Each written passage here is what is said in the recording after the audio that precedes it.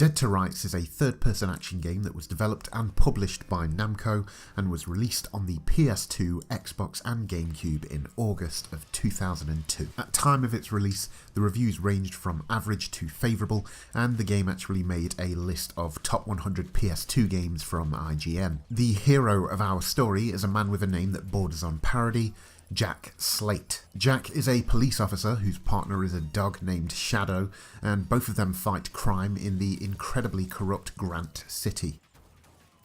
Slate responds to a routine patrol at a construction site, and from here is where everything falls apart quite a bit for our protagonist. Sadly for Jack, he discovers that his father has been murdered, and all of this has been set up to frame him for the crime, landing him in jail. Now Jack Slate must find a way to get out of jail, which he does almost instantly, hunt down the people that killed his father and clear his name. As far as video game stories go, it's pretty standard for an action game released in 2002, and while it does feel quite dated by today's standards, it has a campiness to it, which could be intentional, that is endearing as it all plays out like a budget action movie of the same era.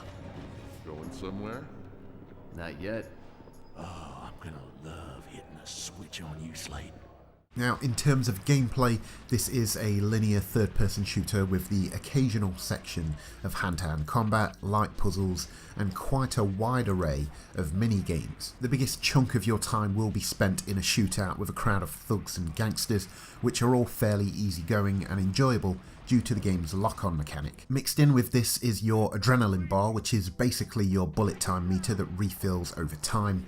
You can dive around the place at normal speed to dodge gunfire, or you can hold the dodge button down, and Jack Slate will do his best impression of Max Payne. Unlike Max Payne, however, you don't need to rely on the bullet time to make it through tougher sections. It's really just there to make Slate look cool, and in all honesty, it does. The action moves at a nice pace, and even though there are some combat situations that drag on a little longer than you'd like, none of them are ever frustrating. When you're without a weapon, you can get some use out of the melee attacks, such as punch, kick and grapple, and although there isn't much depth to it, you can mix up your attacks to pull off some fun combos. Also, at regular intervals throughout the campaign, you'll be thrown into numerous minigames, and I don't think I've ever played a game with such variety in this department. Within a couple hours of the campaign, I had completed a lock-picking minigame, a weightlifting minigame, and bizarrely the game also features one section where you have to play as a stripper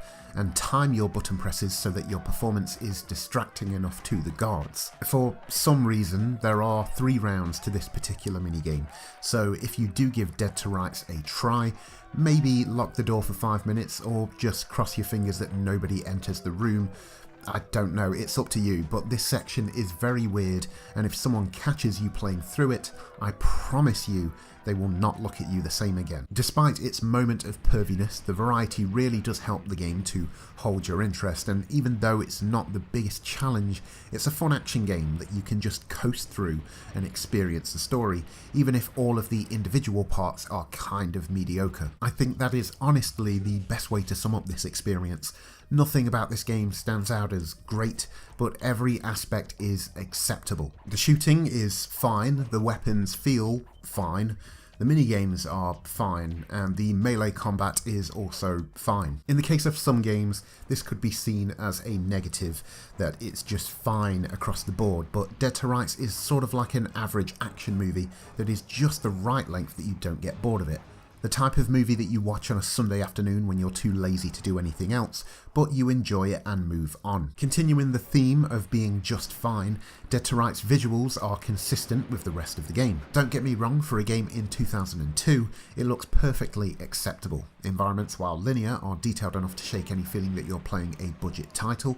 None of the textures or characters are eye-catchingly bad or unpolished, and there are some nice effects here and there, such as the way the floor reflects in the environment on a rainy day. Where the game does look a little rough visually is the pre-rendered cutscenes. Something about them looks like they were either made on a short time scale or with a small budget, but luckily most of the story is told through scenes that take place in engine. Sonically, all of it is about what you'd expect. The soundtrack is sort of generic, but at least it doesn't sound like it came from a royalty-free library. The same could be applied to the sound effects and voice acting. Do I wish the gunfire sounded a little more impactful? Sure, Do I wish the voiceover performances were of a higher quality? Kind of, but I also enjoy the cheesy delivery from some characters, especially one mobster who for some reason is doing an impression of Christopher Walken. Whoa, Officer Slate. What brings you out on a night like tonight? You want to join us? $100 ante? Or is that too rich for your cop salary? I feel like I relate to Dead to Rights on a personal level, not because my father was murdered by crooked cops. He actually went out to buy milk a few years ago, but I'm sure he'll be back any day now. Yes, any day now.